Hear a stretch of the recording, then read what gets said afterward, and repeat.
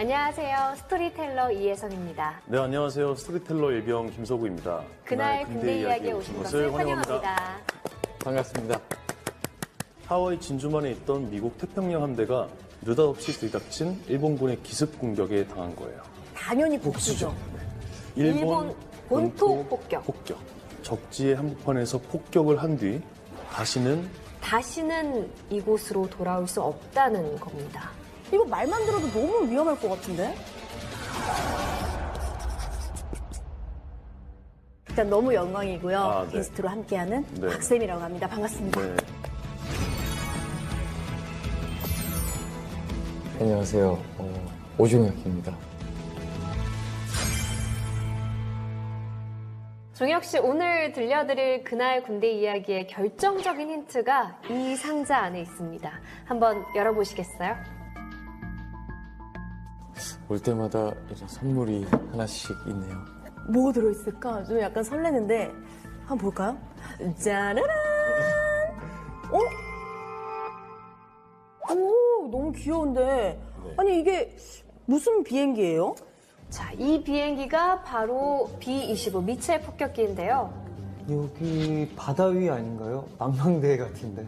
여기는 일본 본토에서 1200km 떨어진 태평양 바다 위입니다. 아, 미국 폭격기가 일본 본토와 멀지 않은 곳에 떴다. 이 사실 하나만으로도 벌써 심장이 막 쫄깃해지는데, 막 이륙한 B-25 폭격기가 발진한 곳은 당시 미 해군의 항공모함인 USS 호넷인데요. 이 함정의 갑판 위에는 지금 막 이륙한 폭격기 말고도 15대가 더 출격을 기다리고 있습니다. 그럼 총 16대의 미국 폭격기가 일본을 향해 날아간다는 거죠? 맞습니다. 이들의 임무는 바로 일본 본토 공습입니다. 그런데 여기서 더 중요한 사실은 이 특공대원들은 적지의 한복판에서 폭격을 한 뒤 다시는 이곳으로 돌아올 수 없다는 겁니다. 벌써 뭔가 슬플 것 같아. 아니, 돌아올 수 없다는 게 무슨 말이에요? 그럼 설마 죽으러 간다는 건가요? 그래서 모두가 걱정했던 이 위험천만한 작전의 이름이 바로 둘리틀 공습 작전인데요.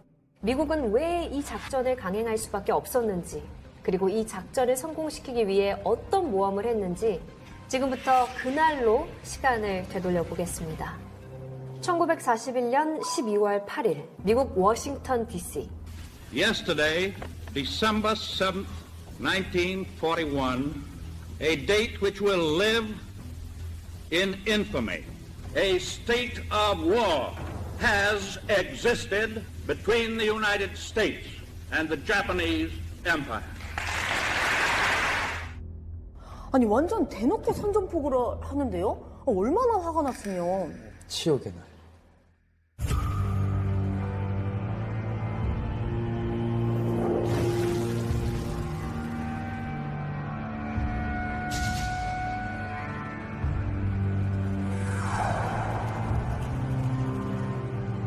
(1941년 12월 7일) 일요일 아침, 하와이 진주만에 있던 미국 태평양 함대가 느닷없이 들이닥친 일본군의 기습 공격에 당한 거예요. 와, 일요일 아침이면 솔직히 속수무책으로 당할 수밖에 없죠. 맞습니다. 전혀 예상을 못한 미국은 엄청난 전력을 잃는데요. 불과 2시간 남짓한 공격에 군함 18척 이상을 잃고 항공기는 190여 대가 폭파됩니다. 여기에 추정되는 사상자가 최대 3,600명. 3,600명. 엄청난 피해를 입은 거네요. 한마디로 아주 뼈아픈 한 방을 제대로 맞았습니다. 미국 군부는 물론 국민들의 분노가 하늘을 찔렀습니다. 그렇다면 이제 남은 건 뭘까요? 당연히 복수죠. 루즈벨트 대통령은 육해 공군 수뇌부들을 불러 당장 이것을 하도록 지시합니다. 이것. 일본 본토 폭격. 눈에는 눈, 이에는 이. 근데 미국과 일본이 사실 이게 좀 먼 게 아니잖아요. 태평양 건너에 있는 일본을 어떻게 공격을 한다는 거지? 그거야 일본처럼 항공모함에 전투기를 잔뜩 싣고 전함의 호위를 받으면서 일본 본토로 가까이 간 다음에 파바방 공격을 하는 거죠. 그런데 미국은 그럴 수가 없었습니다. 왜죠? 빨리 공격 개시를 해야 하는 거 아닌가요? 복수를 하려면 그만한 힘이 있어야 하잖아요. 근데 미국은 진주만 공습으로 전력을 많이 잃었잖아요. 특히 전함. 항공모함을 전함의 호위 없이 일본 근해까지 끌고 간다는 건 도박이나 다름없는 거였거든요. 그렇죠. 이 장수가 부하들 없이 혼자 싸우러 가는 거랑 마찬가지인 거잖아요. 뾰족한 방법은 없고 모두가 고심하던 바로 그때 바로 그때 기발한 아이디어가 나옵니다. 바로 항공모함에서 폭격기를 띄우자는 아이디어였습니다. 그것도 덩치가 꽤 큰 중형 폭격기를 띄우자는 거였는데요. 당시엔 육군 폭격기를 해군 항공모함에 싣는다는 발상은 고정관념을 깬 혁신이었습니다. 그게 왜 혁신인 거죠? 쉽게 설명하자면 기존의 함재기들은 항속거리가 짧고 폭탄을 달 수 있는 무게에 한계가 있다 보니까 항공모함 주변에서밖에 작전을 할 수밖에 없었습니다.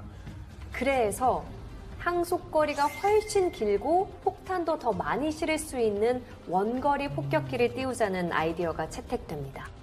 기존 함재기보다 상대적으로 항속거리가 기니까 그만큼 일본 본토에서 멀리 떨어져서 뜰 수 있는 장점이 있는 거죠. 그러니까 그만큼 항공모함이 안전해진다는 뜻이겠네요. 네, 맞습니다. 이 모형이 둘리틀 공습 작전을 수행했던 B-25 미첼 폭격기인데요. 폭탄을 가득 실었을 때 무게가 13톤에서 최대 15톤 정도였다고 합니다. 보통 해군 함재기보다 4배 정도 더 무거운 건데요. 와, 진짜 무겁다. 그럼 이게 활주로 에서 뜨려면 어떤 조건이 필요할까요? 아무래도 이렇게 좀 멀리서 이렇게 멀리 최대한 이렇게 가야지 좀 뜨지 않을까요? 힘을 받으니까. 네, 맞습니다. 비행기가 크고 무거울수록 떠오르는 힘, 즉 양력을 받기 위해서는 엄청 빠른 속도로 달려와야 하는데요. B-25 폭격기는 속도가 나려면 최소 300m의 활주거리가 필요했습니다. 300m. 그런데 항공모함의 활주거리는 절반도 채 안 채 안 됩니다. 됩니다.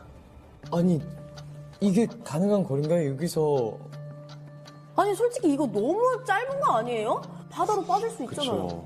그야말로 미션 임파서블이죠. 하지만 불가능을 극복하는 것이야말로 군인 정신이잖아요. 먼저 이 작전을 완수하기 위해 최고의 조종사들이 모였는데요. 팀을 꾸릴 때 매우 위험하고 비밀스러운 임무라고만 말하고 어디로 가는지 또 무엇을 하는지 알려주지 않았답니다. 그런데도 모든 장병이 no problem이라며 자원했다네요. 그렇게 최정예로 구성된 80명의 특공대원 앞에 지휘관이 등장합니다. 그리고 일순간 모두가 깜짝 놀라고 합니다. 왜? 누가 왔길래요? 왜? 바로 미국 파일럿의 전설이라 불리는 제임스 둘리틀 중령이었거든요. 아까 작전 이름 둘리틀 공습이라고 하셨잖아요. 아, 네, 맞습니다. 둘리틀 중령의 이름에서 딴 건데요. 둘리틀 중령은 비행 경주 대회에서 수없이 우승할 만큼 조종 실력이 뛰어났습니다. 또 MIT에서 항공공학을 연구해 창밖을 보지 않고 오직 계기판의 수치만 믿고 비행에 성공한 최초의 파일럿이기도 합니다. 와, 대단한 분이시네요. 파일럿 중에 파일럿.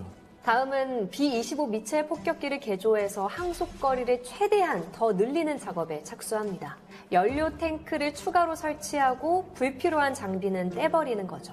그냥 완전 다이어트를 해버린 거네요. 네, 맞습니다. 중량을 절감하기 위해 어쩔 수 없는 선택이었는데요. 우선 하단에 기관총부를 제거합니다. 그리고 또 연락용 무전기와 기내 조명탄을 뗍니다. 무전기까지. 설마 또 있나요? 그럼요. 꼬리 쪽에 기관총도 제거합니다. 아니, 무기까지 다 떼어버리면 이거 말만 들어도 너무 위험할 것 같은데? 그래서 묘책을 하나 준비했어요. 준비했죠. 묘책이요? 도대체 정답은 응. 나무 막대기였습니다. 막대기 2개를 검게 칠해서 막대기 2개를 검게 칠해서 폭격기 꼬리에 꽂아뒀는데요. 이게 멀리서 보면 진짜 59경 기관총처럼 보였다고 해요. 아, 뭐 가짜 CCTV 막 이런 것처럼. 섣불리 공격하지 못하게 하는. 와, 기발했네. 전문 용어로 차 떼고 포 떼고 이런다 그러잖아요. 공격은 대체 어떻게 하는 거죠? 할 건 또 해야죠. 500파운드짜리 폭탄이 4발씩 장착됐는데요. 3개는 통상적인 고폭탄이고 하나는 소위탄이었습니다. 그리고 비어낸 만큼 연료 탱크를 설치해서 원래 약 2,100km였던 항속거리를 최대 3,200km로 대폭 늘리게 됩니다. 오, 엄청 늘었네요. 그럼 이제 드디어 준비가 끝난 건가요? 아니요. 이제 제일 중요한 훈련이 남았는데요. 조종사들은 항공모함에서 이륙하는 걸 염두해 활주거리를 아주 짧게 설정한 뒤 폭격기를 띄우는 그런 맹훈련을 3개월에 걸쳐 진행합니다. 정말 말 그대로 안 되면 되게 하라네요. 드디어 마침내 4월 1일 제발. 둘리틀 특공대원들은 B-25 폭격기를 실은 항공모함 호넷에 오릅니다. 그리고 출항 며칠 후 선내에서는 이런 안내 방송이 나옵니다. 이번 작전의 목표는 일본 도쿄다. 그때까지도 어디 가는지 몰랐던 거예요? 와, 그럼 다들 듣고 자원한 걸 좀 후회했을 것 같은데? 천만의 말씀입니다. 일본에 되갚아주러 간다면서 오히려 모두가 열광했다고 하네요. 너무 멋있다. 드디어 4월 18일 아침 태평양을 가로질러 B-25 폭격기를 실은 호넷이 일본 본토에서 1200km 떨어진 곳까지 몰래 접근해 왔습니다. 그런데 바로 그 순간 안 돼. 절체절명의 위기가 찾아옵니다. 무슨 일이에요? 일본의 초계정에 초계정에 발각되고 만 발각되고 거예요. 아, 그럼 들킨 거죠? 호위함들이 바로 격침을 시키는데요. 하지만 이미 본토에 긴급 무전을 날린 뒤였습니다. 큰일 났네요. 아, 큰일 났네. 더 이상 지체할 시간이 없잖아요. 그렇죠. 아주 긴박한 상황이죠. 여기에 예상외의 변수까지 발생합니다. 자, 이번엔 작전을 앞둔 그날의 영상을 한번 보시죠. 근데 여기 항공모함이 위아래로 크게 출렁이는 거 보이세요? 네. 파도가 가판 위로 넘어오고. 근데 이런 날씨에 폭격기가 뜰 수 있을까요? 더군다나 일찍 정체가 탄로나면서 계획한 위치보다 300km 이상 더 먼 지점이었고 시간도 10시간이나 더 빨랐어요. 이런저런 악조건에서 결정을 내려야 하는 사람은 바로 둘리틀 중령이었습니다. 후퇴냐 진격이냐 운명의 기로에 선 거죠. 마침내 결정을 내린 둘리틀 중령. 그의 선택은 출격이었습니다. 와, 진짜 너무 대단한 용기인 것 같은데. 아니, 더군다나 처음에 얘기했잖아요. 한 번 가면 항공모함으로 다시 돌아올 수 없다고. 대체 다시 돌아오지 못하는 이유가 뭔가요? 우선 B-25 폭격기가 항공모함에 다시 착륙하는 게 힘들었어요. 그리고 더 큰 이유는 항공모함의 안전인데요. 안 그래도 몇 척 없는 항공모함을 계속 일본 근해에 뒀다가 발각되는 건 시간 문제였습니다. 그래서 폭격기들을 띄우자마자 항공모함 부대는 즉시 전속력으로 돌아와야 했습니다. 그런 속사정이 있었구나. 결국 귀환할 수 있을지 없을지 모르는 그런 두려운 상황에서도 출격해야 했던 거네요. 네, 그렇게 둘리틀 특공대는 즉각 이륙 준비에 돌입하게 되고 1번 폭격기의 조종사는 다름 아닌 둘리틀 중령이었습니다. 중령이었습니다. 폭격기에 오른 둘리틀 중령은 엔진 출력을 최대로 높인 상태에서 항모의 선수가 파도에 의해 솟구치는 타이밍에 맞춰 흰색 유도선을 따라 달려나갔습니다. 과연 폭격기는 뜰 수 있을까요? 떠야 된다. 이륙에 성공합니다. 아, 진짜 너무 대단해요. 둘리틀 중령이 성공하자 뒤이어 폭격기 16대 모두 풍랑이 몰아치는 태평양 한가운데서 이륙에 성공합니다. 와, 그럼 이륙에 성공한 특공대원들은 바로 출격을 했나요? 네, 둘리틀 특공대는 즉각 일본 본토를 향해 출격합니다. 근데 아까 그 탄로가 났다고 했잖아요. 일본에서 뭐 어디 와봐라 하고 기다리고 있는 거 아닐까 싶은데. 그러게요. 어땠을까요? 항공모함을 출발한 지 5시간 만에 조종사들의 시야에 일본의 해안선이 나타나기 시작했는데요. 이상하게도 오는 동안 예상했던 적의 요격이 없었습니다. 미리 발각이 됐고 알렸을 텐데 방공태세를 안 갖췄다고요? 일본이 판단을 잘못한 거였습니다. 아, 일본군은 호넷에서 항속거리가 짧은 함재기가 뜰 거라고 생각했고 그렇다면 일본 본토에 좀 더 가까이 온 뒤에 공격하겠지 하고 한마디로 시간이 좀 있다고 속단을 한 거죠. 그러니까 폭격기가 올 거라고는 전혀 예상을 못한 거네요. 맞습니다. 그렇게 일본군이 착각하고 있던 그 시각 미군의 B-25 폭격기는 각기 목표 상공에 진입했습니다. 무혈 입성을 한 거네요. 그나저나 일본 시민들이 정말 화들짝 놀랐을 것 같은데요. 놀랍게도 머리 위로 비행기가 등장했을 때만 해도 대부분의 사람들은 전혀 놀라지 않았다고 해요. 아니 어떻게 그럴 수 있죠? 일단 화난 대낮이었고요. 더군다나 일본은 본토를 제대로 공격받은 적이 한 번도 없었어요. 본토는 안전하다는 근거 없는 자신감이 있었던 거죠. 그렇게 모두가 안심하고 있던 그 순간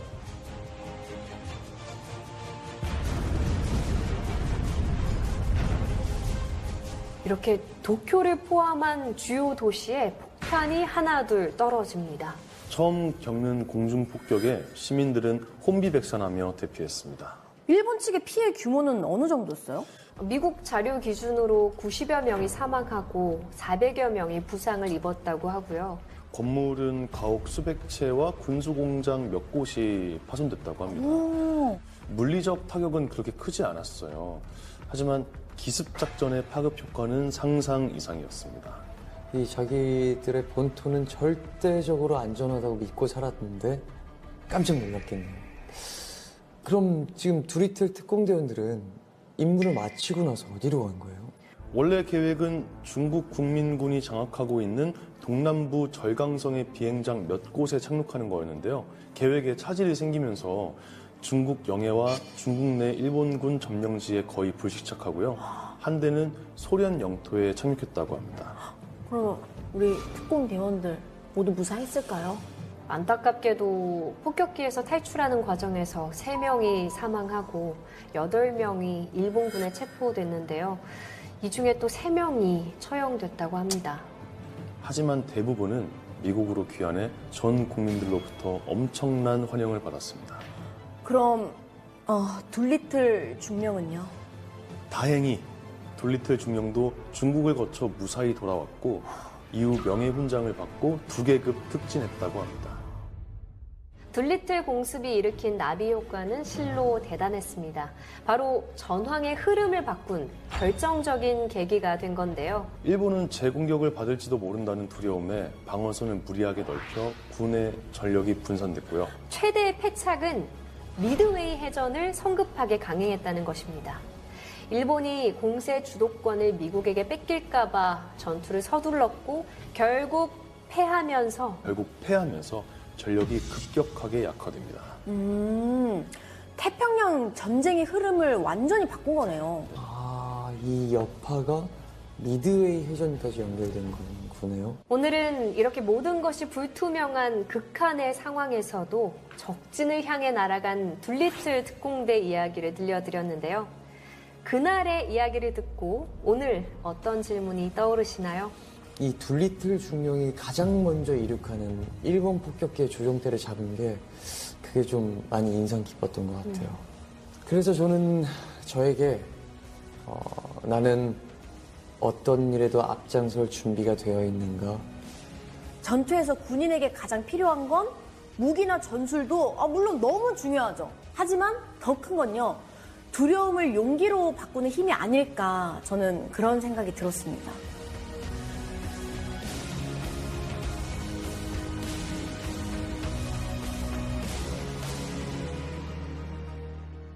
(1592년 4월 12일) 거북선을 시험 운행하고 총통 발사 시험까지 성공하는데요. 놀랍게도 다음 날인 4월 13일 임진왜란이 발발합니다. 와, 하루 사이로 와. 전승 신화의 시작인 옥포해전입니다. 왜군 4천여 명이 전사한 데 반해 사망 0명. 압도적인 승리네요. 조선의 수군을 최강으로 만든 이순신의 사람들, 이들이 있었기에 가능했습니다.